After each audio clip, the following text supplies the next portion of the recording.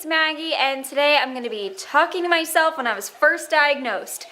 That's right, bring up 11-year-old Maggie. Hi, welcome to Let's Talk IBD. No, but seriously, I'm going to be telling myself things that I didn't know when I was first diagnosed, but I am learning and still learning as I increase my time with this terrible disease. Just warning you, the background noise of a waterfall or whatever you want to call it is my fish tank. I don't know why it's so loud, but I'm afraid if I turn it off, I'll kill all the fish. So we'll just deal with that. And also, I look like a mess because I'm about to go in for a 12-hour night shift. I have like an hour and a half before I leave, so that's why I look like a crazy person. So I'm going to talk about 5 things that I wish I knew when I was 11 years old and didn't know what Crohn's was. Things that I know now. The first thing is, it's okay to tell people you have a disease. My dad and I kind of looked at it as maybe it was something that I should keep to myself, I shouldn't really advertise, and I found that very, very difficult very early on. I used to play soccer just like recreationally, nothing too serious, and I was the smallest on the team. You know, when I was younger I used to be of normal size, and then I just kind of dropped off the growth chart, and I was very timid. I didn't want to get hurt, I didn't want to run fast, I didn't want to do anything because I was so afraid I was going to get hurt. And then they put me on steroids when I was diagnosed with Crohn's.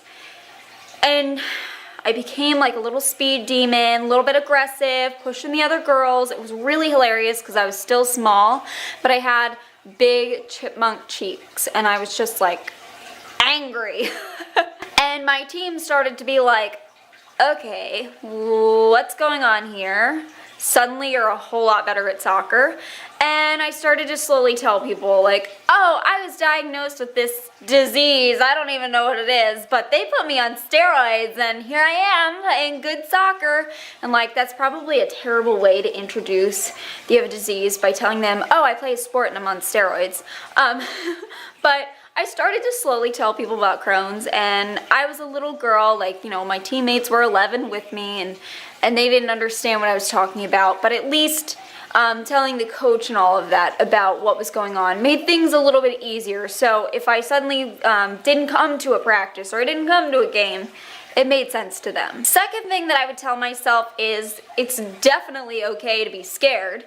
I didn't know what Crohn's was and didn't make sense to me. I don't think I even realized it had anything to do with my intestines when I was first diagnosed. And I remember going to my first or second GI appointment. Either I had been diagnosed already or I hadn't, and they were still trying to figure out what was going on. And I kind of jokingly asked my GI doctor, like, not even thinking remotely that she would say yes. I remember asking, oh, like, do you think I'm gonna have surgery because of this? Like, no, she's gonna say no. And she said yes. And I was like, wait, what? What do you mean? What do you mean I'm having surgery? She said, might be a possibility in your future. Now we know that was a definite yes. But I was terrified. I broke down crying, and my parents were like, wait, what? She could have surgery? All of us were terrified. Even when you're older, it's okay to be scared because no matter what age you are, it's like okay to be worried about what's going to happen to your future. When it suddenly becomes so uncertain, all of your plans might like go down the drain. That's a huge deal, and I'd be pretty afraid if that was going to happen. Another thing that is important to remember is that you aren't alone. You may feel like it, you may not have anybody to talk to with the disease, which is how I started off.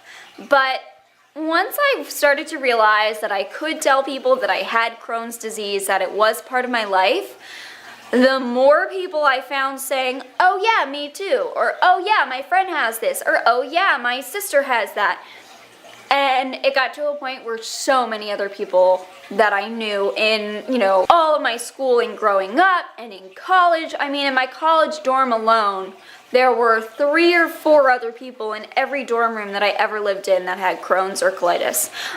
So you would be amazed just by opening up and telling your story how many other people feel comfortable to tell theirs. And that's basically why I do what I do. Next thing is you can be mad. It is so unfair that this happened to you. I 100% completely agree. I don't like to tell this, but of course, I wish that I didn't have this disease. I wish I didn't have an ostomy. I wish that, you know, I knew things about my future. Am I gonna get sick again? I don't know. Am I able to have children? I don't know.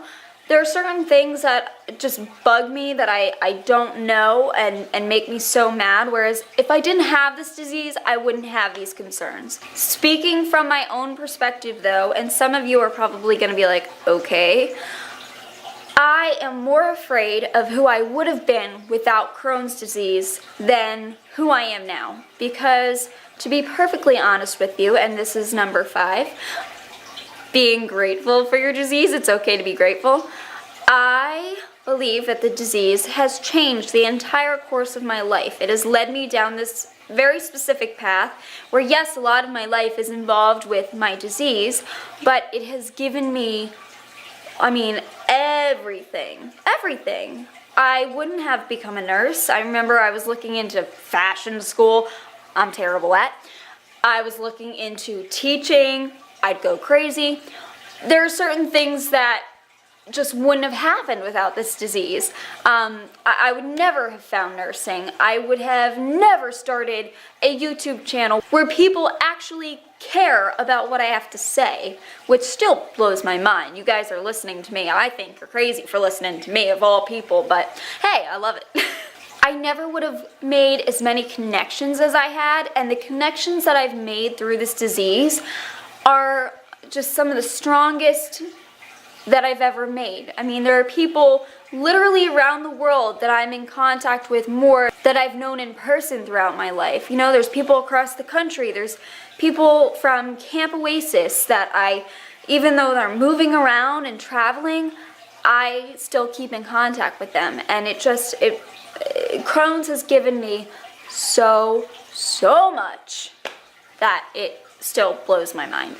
Okay, so I hope you guys enjoyed this little video that I made.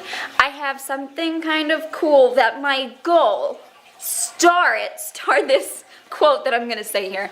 I have a cool video I'm working on that my hope is to get out Thanksgiving morning.